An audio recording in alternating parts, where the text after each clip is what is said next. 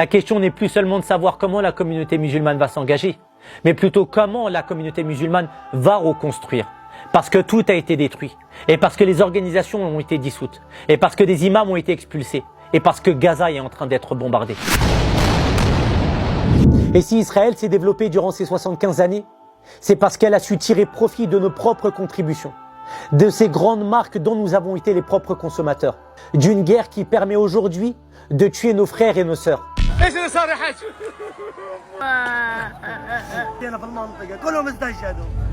Mes frères et mes sœurs, nous sommes 8 millions, le marché du halal représente 5 milliards 500 millions d'euros. Autant vous dire que la force de la communauté musulmane est extrêmement importante. Ensemble, nous avons pu constater la manière dont les propos les plus abjects et les plus islamophobes ont pu se banaliser sur les plateaux de télévision. Vous avez le droit de dire islamophobe, c'est tout à fait légal d'être islamophobe. C'est que l'islam refuse la liberté individuelle. La religion s'appelle soumission, islam. Ces lois séparatistes-là, elles visent l'islam, parce qu'il y a un problème aujourd'hui avec les musulmans en France, d'accord? Alors que pourtant, les partis politiques aujourd'hui, créés par des personnes qui étaient condamnées pour incitation à la haine raciale, sont largement applaudis et sont considérés comme des personnes qui représentent le renouveau de la France. Une république que les musulmans ne comprennent plus.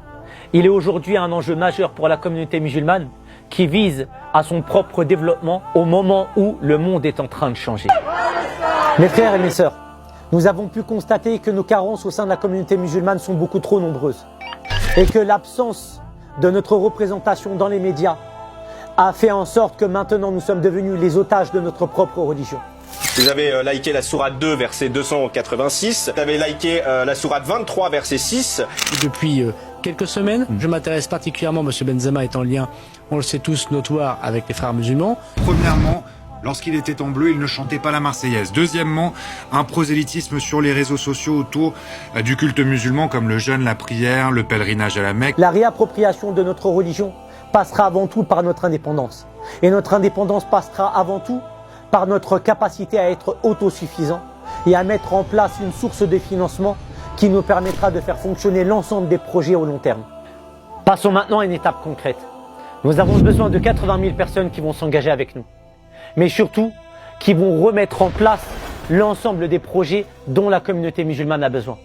Et pour ça, on aura besoin d'une très forte mobilisation, mais surtout d'avoir un fonds de caisse qui nous permettra enfin d'être libres et d'avoir un poids économique pour pouvoir contribuer à mettre en place un plan d'autofinancement. Et pour ce faire, oui, il faudra une très forte mobilisation. Une mobilisation qui va faire en sorte que vous soyez les propres contributeurs de cette organisation.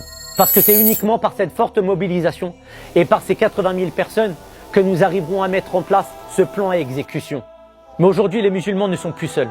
Avec le comité d'éthique religieux et avec cette nouvelle structure internationale présente dans les 4 coins du monde, présidée par un grand savant, connu et reconnu pour ses positions, mais aussi pour son engagement pour la communauté musulmane.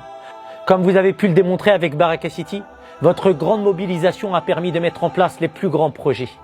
Et c'est exactement ce dont nous avons besoin aujourd'hui, pour l'essor de la communauté musulmane. Et dans le fond, ce projet ne pourra que faire l'unanimité.